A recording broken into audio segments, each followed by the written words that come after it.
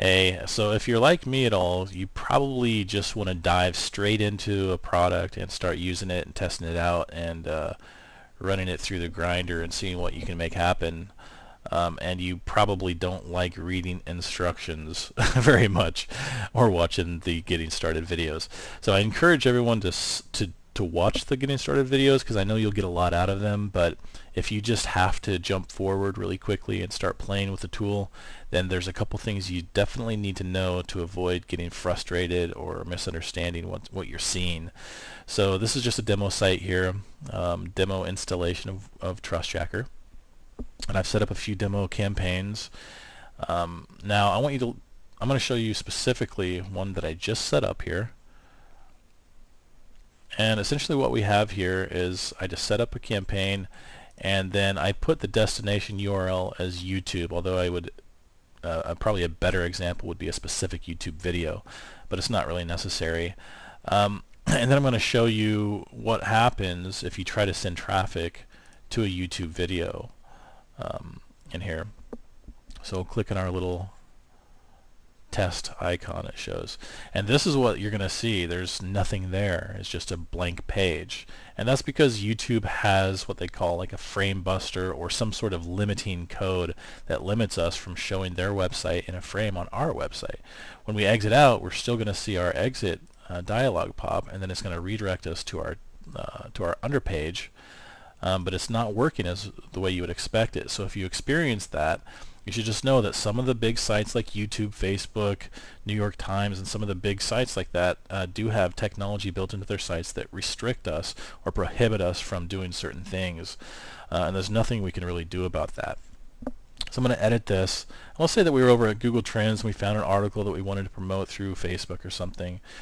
This one should work fine. This is Boston Herald. We don't have a list of all the sites that it does or doesn't work on, but I did put together a little list here this morning as I've been testing this so I could sort of show you.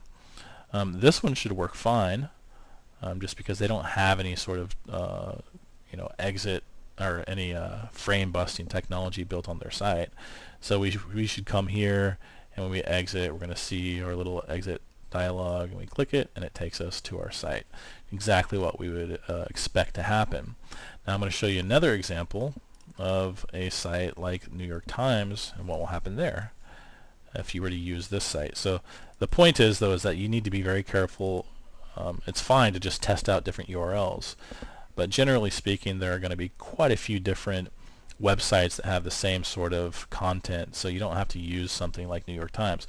So you see this immediately, this pops up, this exit dialog that's not what we would expect, and it's because New York Times has this built-in script that limits what we can do here. So no matter what you push, you're going to be confused about this issue.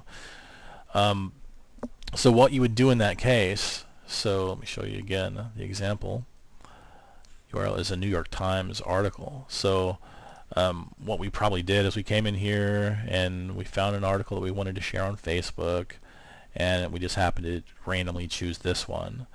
And this URL, unfortunately, they have built in the frame buster script into their site. So if you share a site, or if you place a URL into your campaign and it shows some really strange behavior like that, where it's like a blank URL, or you get that pop-up immediately as soon as you test it, then just know there's nothing wrong with TrustJacker. This is just the way that some websites work. So they'll either break you straight out, like right now we're not in a frame, so they'll break you out of the frame and you'll be like, what's going on? The pop-up's not working.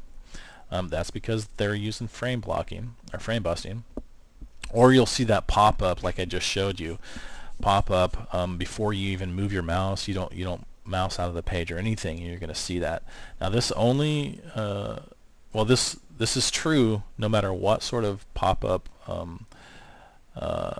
type that you create, whether you use a redirect or not, but it's really more obvious when you're using the redirect. So just keep that in mind. Make sure that you go and if you find an issue like that, then there's always other articles that you can choose from. So just try out different articles until you find one that works, that's not using that frame busting technology.